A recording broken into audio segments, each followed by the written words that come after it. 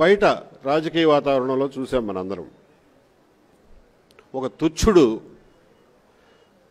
వాడు కుర్చీలో కూర్చునే కుర్చీ కాలి గోటికి కూడా సరిపోని తుచ్చుడు కరోనా కాదు ఇది కమ్మరోనా అంటాడు.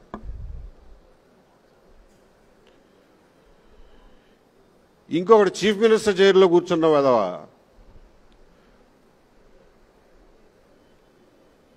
ఎలక్షన్ కమిషనర్కి కులాన్ని ఆపాదించి ఆయన నిర్ణయాన్ని కులానికి అంటగడతాడు. మళ్ళీ వాడే అదే నోటితో వ్యాక్సిన్ కనిపెడితే ఆ వ్యాక్సిన్ కూడా కులాన్ని అంటగడతాడు. ఒక క్రికెటర్ని తీసుకొచ్చి నాకు సెలక్షన్ రావడానికి కమ్మోడు కారణం, వాడు సెలెక్టర్గా ఉండటం వల్ల నేను టెస్ట్ సిరీస్కి ఆడలేకపోయానని చెప్పి వాడితో చెప్పిస్తాడు. Which is completely false. అందులో ఏమన్నా నిజం ఉంటే అనుకోవచ్చు, విచ్ ఈస్ కంప్లీట్లీ ఫాల్స్. ఆ వాతావరణంలో మనం ఆ రోజున బ్రతికాం.